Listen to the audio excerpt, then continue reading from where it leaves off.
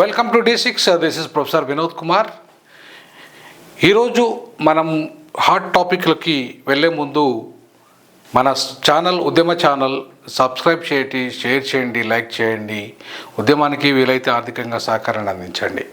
ఇక విషయానికి వస్తే, ప్రణయ్ హంతకుడికి మరణశిక్ష ఏదైతే జరిగిందో, తీర్పు వచ్చిందో, మరణశిక్ష అనేది ఇవాళ పరిష్కారమా? ఈ కుల హత్యలు ఈ మరణశిక్షతోనే ఆగిపోతాయా?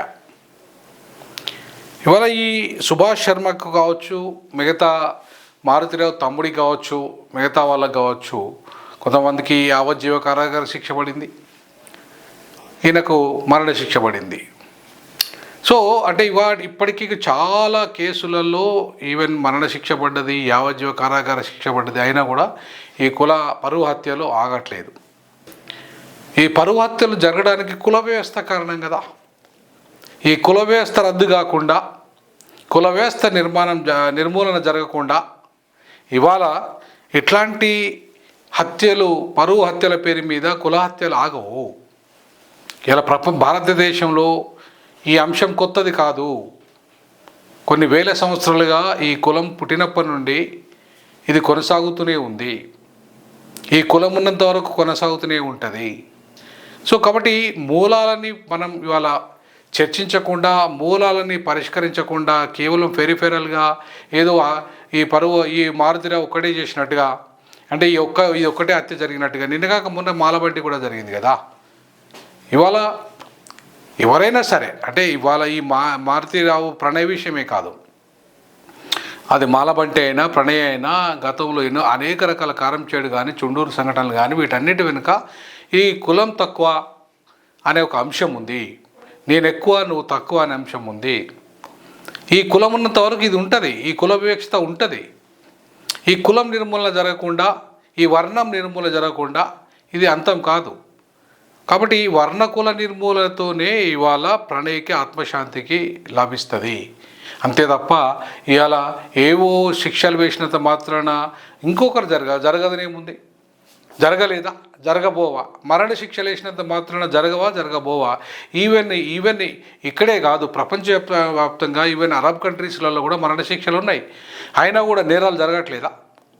ఆగిపోయినాయి, పూర్తిగా కంప్లీట్గా ఆగిపోయినాయి. మరణశిక్ష పూర్తిగా నేరాలను ఇవాళ కంప్లీట్గా క్లోజ్ చేస్తున్నదా అంటే చేయదు. వ్యవస్థలున్నంత కాలం ఇది వ్యవస్థీకృత నేరము. ఇది వ్యవస్థ చేత నిర్మించబడ్డ నేరం. ఇది ఒక ప్రణయ్ సంఘటనే కాదు, ఇట్లా ప్రేమ వివాహాలు చేసుకున్న, కులాంతర వివాహాలు చేసుకున్న ఎవరికైనా ఈ సమస్య వెంటాడుతూనే ఉంది. కొన్ని హత్యల దాకా పోతున్నాయి, కొన్ని దాడుల దాకా పోతున్నాయి, కొన్ని కంటిన్యూగా మానసిక వివక్షతకి ఆత్మహత్యల దాకా పోయాయి.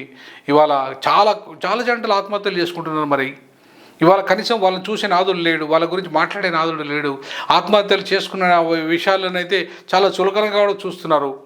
అంటే ప్రేమ వివాహాలే తప్పనే, మొత్తానికి భారతదేశంలో ప్రేమ వివాహాలు తప్పు అనే దాన్ని నిరూపించడానికి కుల వ్యవస్థ సిద్ధమైంది. ఈ మత పునాదిగా కూడా ఇవాళ మతాంతర వివాహాలు చేసుకున్నవాడు చాలా సందర్భాల్లో హత్యలు జరుగుతున్నాయి, ఆత్మహత్యలు జరుగుతున్నాయి, అణచివేత జరుగుతున్నది.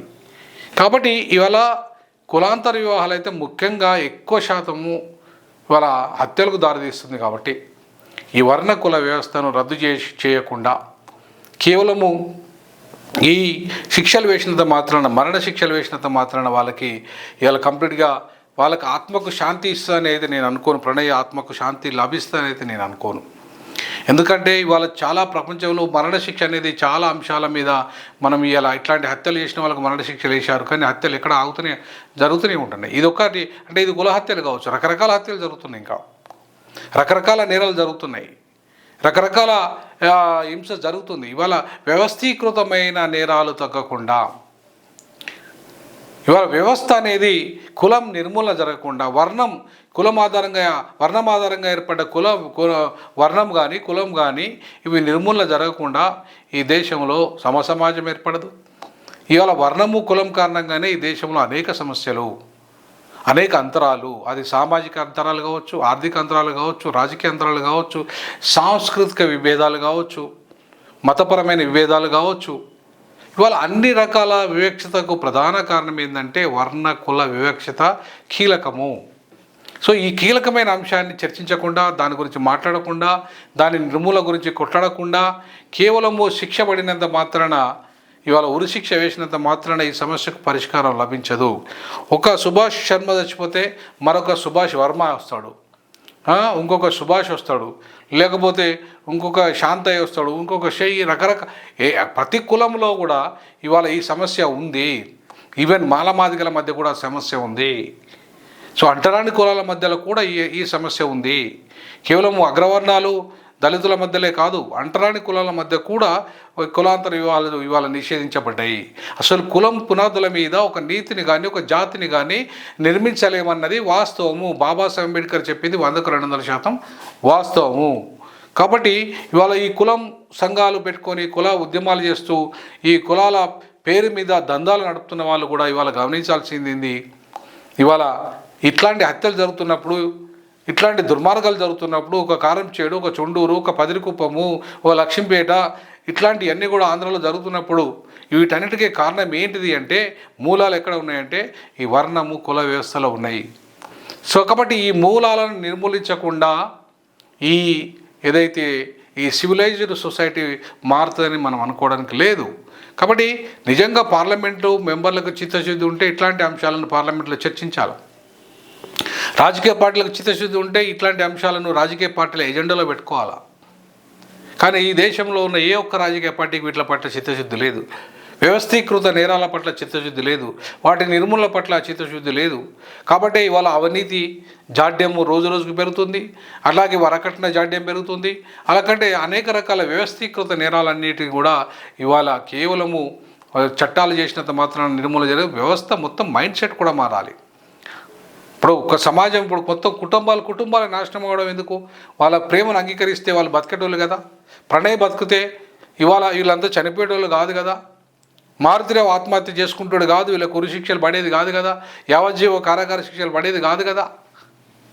మరి ఇవన్నీ ఆలోచన చేయకుండా సమాజంలో వీటి మీద చర్చ జరగకుండా, ఈ మేధావి వర్గం వీటన్నిటి గురించి చర్చ చేయకుండా కేవలము చనిపోయినప్పుడు గొడవలు చేసి ఆ గొడవలు చేసినంత మాత్రాన వ్యవస్థీకృతమైన నేరాలు ఏమైనా ఆగిపోతాయా?